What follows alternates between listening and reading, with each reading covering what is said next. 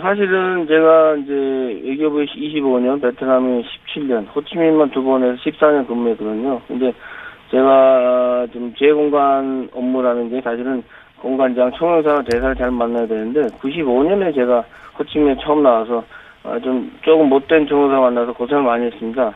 예를 들어서 최순실과 같은 그 사전 일을 많이 시키고 입에 담지 못할 부끄러운 일도 사실은 시키곤 했는데요. 사실 그때 제가 너무 자신이 싫었고 그래서 그때부터 제가 저항을 결심한 겁니다. 그러니까 승진도 안 되고 또 윗사람 말 안 들으니 힘든 시간이 많았죠. 그런데 이제 외교부에서 저희 정체성을 찾게 한 것이 사실은 노무현 대통령께서 이제 만드신 각 부처 혁신 토론방이었는데 그때 제가 노무현 정부 들어서 혁신안을 자체적으로 많이 냈죠, 실명으로. 근데 이런 것들이 반영된 것도 있고, 근데 그것 때문에 찍혔고요. 이제 외교부 직원들, 하위 직원한테는 제가 많은 지지를 받았지만, 간부직에는 문제 인물로 찍혀서 좀 고생을 했습니다. 참, 개인적으로 힘든 시기였죠. 안녕하세요. 오랜만입니다, 여사님. 예, 오랜만입니다. 반갑습니다, 공당장님. 네, 예. 조만간 귀국하게 되신다는 얘기를, 명퇴를 하신다는 얘기를 저희가 전해 들어서 그 전에 현직에 계실 때 인터뷰를 하고 그리고 명퇴를 하시기 위해서 한국에 오시면 그때는 스튜디오에 직접 모시기로 긴 시간 예정해 두고 예약해 두고 우선 왜 이런 일이 벌어진지 오늘 간략히 한번 짚어보려고 합니다. JTBC 인터뷰 이후에 어떤 일들이 있었나요? 좀 간략하게 정리해 주시면. JTBC 인터뷰 이후에 외교부에서 감사가 왔고요. 네. 사실은 이제 세종학당이라고 저희 청년사관하고 이제 문화관광부 산하의 세종학당 재단하고 함께 최초 운영하는 표준 모델 세종학당이 이제 작년 12월에 오픈을 앞두고 있었는데. 세종학당이라는 사업을 준비하고 있었는데, 예. 예. 네. 그게 이제 전면 백지화 됐고요. 제가 문제를 외교부에 제기해서 외교부에서 이제 감사가 오게 됐는데, 네. 오히려 다른 건 대충 하고 저를 집중 감사를 했죠. 그러니까. 오히려 제가 저 때문에, 예. 제가 이제 전후를 잘 모르시는 분들을 위해서 잠깐 정리하면, 총영사가 바로 최순실 인사라고 했던 그 총영사입니다. 총영사가 의욕적으로 추진했던 세종학당이 외교부 감사로 중단이 됐는데 그런데 외교부 감사에서는 그 책임을 오히려 김재천 영사님에게 묻더라 이런 얘기입니까? 그런데 총영사의 결재를 받고 제가 이제 의욕적으로 추진했던 사업을 이제 총영사께서 이제 없던 걸로 했고요. 외교부에서 무관심하게 있었고 거기에 대해서 제가 외교부에 지도 감독을 해달라고 했는데 결국은 제가 저 때문에 이 세종학당이 안 되는 걸로 이제 그게 뒤집어 씌우는 결과가 돼서 저를 감사를 했죠. 약간 이상하게 됐는데. 결론적으로는 그게 다 그냥 아무것도 아닌 그 음해였던 걸로 결정이 났죠. 그러니까 총영사가 결재는 했지만 지금 영사님이 굉장히 중요하게 진행하던 사업이 있었는데 세종학당이라는 그 세종학당이 합작 네네. 요 세종학당 사업이 인터뷰 이후에 갑자기 중단이 됐다. 그래서 감사를 요청했는데 거꾸로 영사님 때문에 중단된 것으로 뒤집어 씌우더라. 이런 얘기군요. 예. 감사를 당해야. 제가 말씀하십시오. 세종학당 재단 측에 사실 미안한 마음이 있죠. 저를 믿고 총원사관을 믿고 1년 동안 준비했는데, 그것이 이제 안 되게 됐기 때문에 너무 예산적 낭비도 심하고, 상당히 1년 동안 필요하게 된 게 상당히 개인적으로 굉장히 가슴 아프게 생각합니다. 총영사에 대한 관리 감독을 요청해서 지난 12월에 외교부 감사가 들어왔는데, 총영사를 감사를 한 게 아니라 영사님을 감사했다. 예, 그런 얘기군요. 그리고 또 여러 가지 자잘한 일들이 많았던 걸로 제가 들었는데 그중에서 발령 전보가 있더라고요. 지금 거의 그 주요 경력 대부분을 지금 베트남에서 계셨는데 17년간 25년 중에 외교부 25년 중에 베트남 17년 근무면 베트남 그야말로 전문가신데 발령 전보를 내렸다고요? 어떻게 내렸습니까? 저 같은 경우는 이제 관련 규정이 있어서요. 장관이 불가피하다고 인정하는 경우에만 이제 전부할 수 있게 돼 있거든요. 네. 제가 베트남 전문가이기 때문에 예. 제가 이제 그 전담직이라고 하는 베트남 북박이라고 하는 그런 직을 선택을 했는데 승진 포기하고 예. 근데 그것에 무관하게 이제 뭐 오래 근무했다라는 대충 그런 이유로 해서 서울로 한국을 발령나게 됐습니다. 서울로요. 갑자기 17년간 베트남 전문가인데 갑자기 서울로 와라. 그리고 이런 건 어떻습니까? 이럴 경우에 이제 그 흔히 지난 정권에 쓰던 방식이 네. 개인 사찰을 하거나 또는 뭐 말도 안 되는 모함을 하거나 이런 일들은 박근혜 정부 내내 사실 말 듣지 않는 그 공무원들에게 있었거든요. 그렇게 밝혀진 경우도 있었는데 예. 본인의 인터뷰 이후에 작년 12월 외교부 감사가 있고 그러면서 이런 식의 움직임은 없었습니까? 제가 이제 교민들한테 가장 중요한 민원 서비스, 여권 공정 등 체계에 필요한 업무를 7년 반을 민원실을 운영했는데요. 네. 그 민원실에 있는 행정 직원, 제 부하 직원을 압박을 해서 저에 대해서 뭔가를 캐려고 했고, 그 다음에 민원실 전화를 뭐 20일 동안 안 받았다고 외교부 감사관실에 누군가 이야기해서 말도 안 되는 해프닝이 있었는데, 사실 민원실 전화는 한 대밖에 없고, 우리 행정 직원이 받기 때문에 제가 전화를 직접 못 받거든요. 그래서 이런 식으로, 그 다음에 교민들 몇 명이 이제 누군가 사주를 받아서 저에 대해서 1년간 집중적으로 이제 음해성 민원을 외교부에 넣었던 얘기를 들었습니다. 너무나 황당하기 때문에 외교부에서도 크게 저한테 문의조차도 하지 않았고요. 그 다음에 제가 지난 10월 달에 운전면허 갱신 때문에 한국에 휴가를 잠깐 다녀왔는데, 이것도 조영사 본인이 결제를 안 했다고 하면서 외교부에 저를 고발해서 제가 본의 아니게 처음으로 외교부에 들어와서 사유서를 쓰게 됐고요. 참 사실 유치합니다. 저는 총무과에 결제를 올렸던 절차를 밟았었거든요. 외교부에도 보고를 했고요. 네. 혹시 외교부에 근무하는 25년 동안 이런 사유서나 이런 문제가 된 적이 있습니까? 저는 한 번도 징계를 받은 적이 없고요. 오히려 뭐 모범 공무원상이나 이런 여러 상을 받았고요.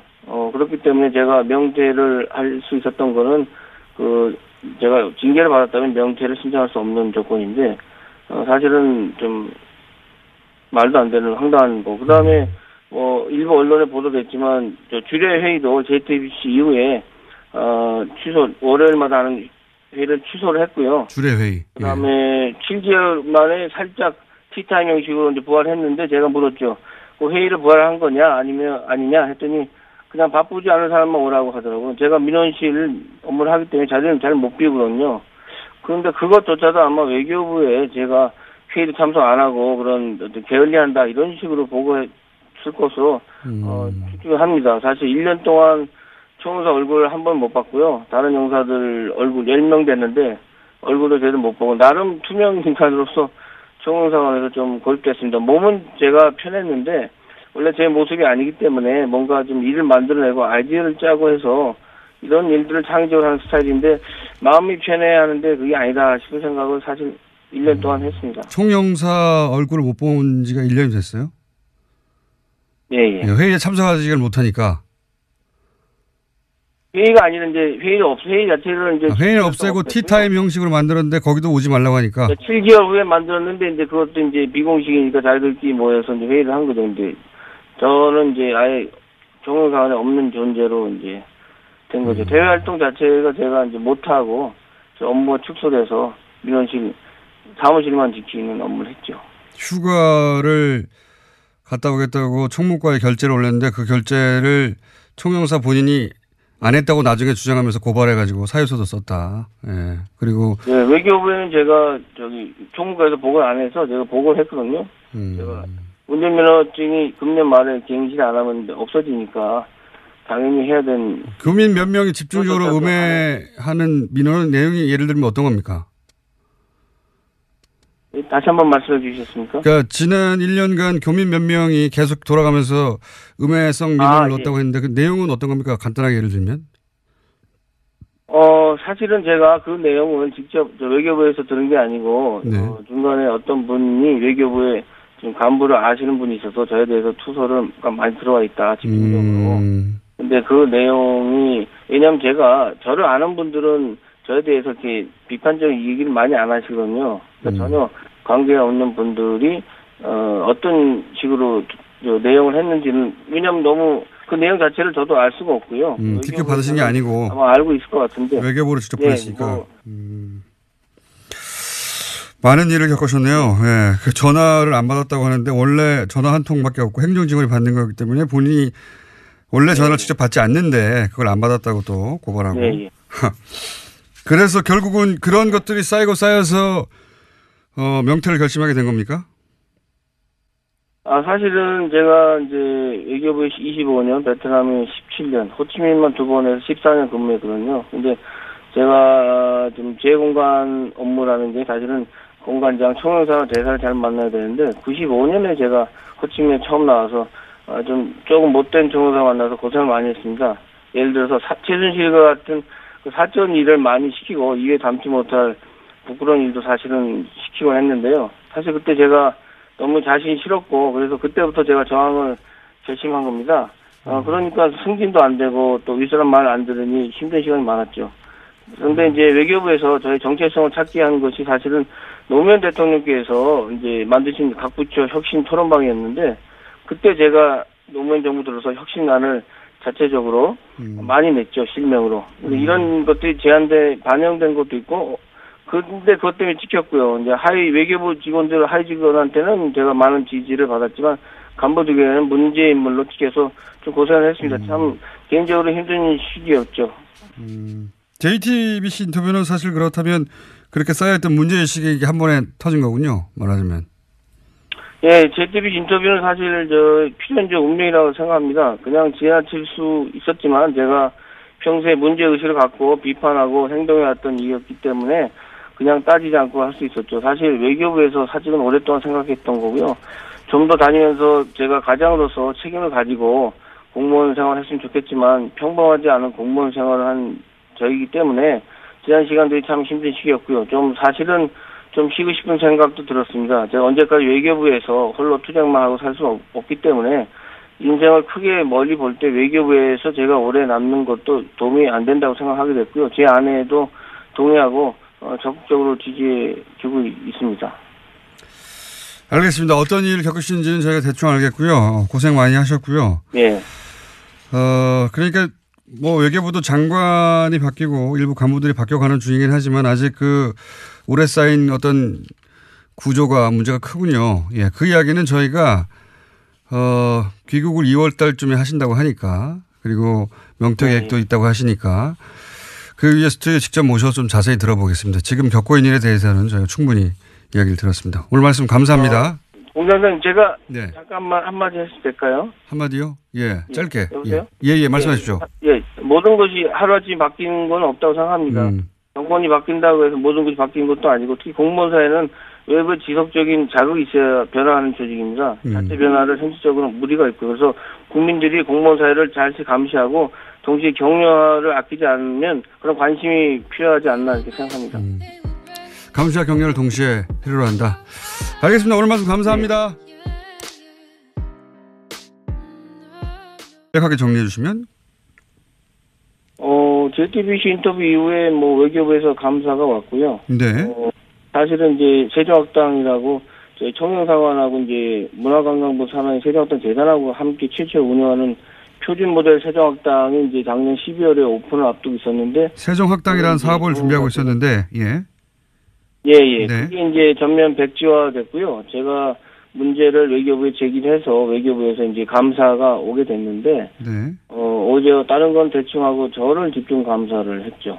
그러니까. 오히려 제가 저 때문에, 예. 제가 이제 저 전후를 잘 모르시는 분들을 위해서 잠깐 정리하면, 총영사가 바로 최순실 인사라고 했던 그 총영사입니다.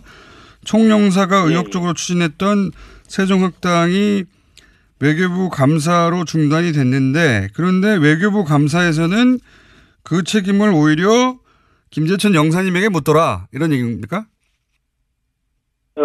그런데 총영사의 결재를 받고 제가 이제 의욕적으로 추진했던 사업을 이제 총영사께서 이제 없던 걸로 했고요. 아. 외교부에서 무관심하게 있었고 거기에 대해서 제가 외교부에 지도 감독을 해달라고 했는데 아하. 결국은 제가 저 때문에 이 재정합당이 안 되는 걸로 이제 그게 뒤집어 씌운 결과가 돼서 저를 감사를 했죠.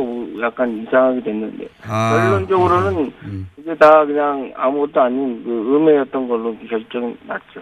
아하, 그러니까 총영사가 결재는 했고 결재는 했지만 지금 영사님이 굉장히 중요하게 진행하던 사업이 있었는데 세종학당이라는 그 세종학당이 민간 합작 네네. 요 세종학당 사업이 인터뷰 이후에 갑자기 중단이 됐다. 그래서 감사를 요청했는데 거꾸로 영사님 때문에 중단된 것으로 뒤집어 씌우더라. 이런 얘기군요. 예, 감사를 당해야. 제가 말씀하십시오. 세종학당 재단 측에 사실 미안한 마음이 있죠. 저를 믿고 총원사관을 믿고 1년 동안 준비했는데 그것이 이제 안 되게 됐기 때문에 너무 예산적 낭비도 심하고 상당히 1년 동안 필요하게 된 게 상당히 개인적으로 굉장히 가슴 아프게 생각합니다. 사실은 제가 이제 외교부에 25년, 베트남에 17년, 호치민만 2번에서 14년 근무했거든요. 근데 제가 좀 재공관 업무라는 게 사실은 공관장, 총영사와 대사를 잘 만나야 되는데 95년에 제가 호치민에 처음 나와서 조금 못된 총영사 만나서 고생을 많이 했습니다. 예를 들어서 최순실과 같은 그 사건 일을 많이 시키고 입에 담지 못할 부끄러운 일도 사실은 시키곤 했는데요. 사실 그때 제가 너무 자신이 싫었고 그래서 그때부터 제가 저항을 결심한 겁니다. 그러니까 승진도 안 되고 또 윗사람 말 안 들으니 힘든 시간이 많았죠. 그런데 이제 외교부에서 저희 정체성을 찾게 한 것이 사실은 노무현 대통령께서 이제 만드신 각 부처 혁신 토론방이었는데 그때 제가 노무현 정부 들어서 혁신안을 자체적으로 많이 냈죠, 실명으로. 이런 것들이 반영된 것도 있고, 근데 그것 때문에 찍혔고요. 이제 외교부 직원들, 하위 직원한테는 제가 많은 지지를 받았지만, 간부들에게는 문제 인물로 찍혀서 좀 고생을 했습니다. 참, 개인적으로 힘든 시기였죠. 안녕하세요. 오랜만입니다, 여사님. 예, 오랜만입니다. 반갑습니다, 공당장님. 네, 예. 조만간 귀국하게 되신다는 얘기를, 명퇴를 하신다는 얘기를 저희가 전해 들어서 그 전에 현직에 계실 때 인터뷰를 하고 그리고 명퇴를 하시기 위해서 한국에 오시면 그때는 스튜디오에 직접 모시기로 긴 시간 예정해 두고 예약해 두고 우선 왜 이런 일이 벌어진지 오늘 간략히 한번 짚어보려고 합니다. JTBC 인터뷰 이후에 어떤 일들이 있었나요? 좀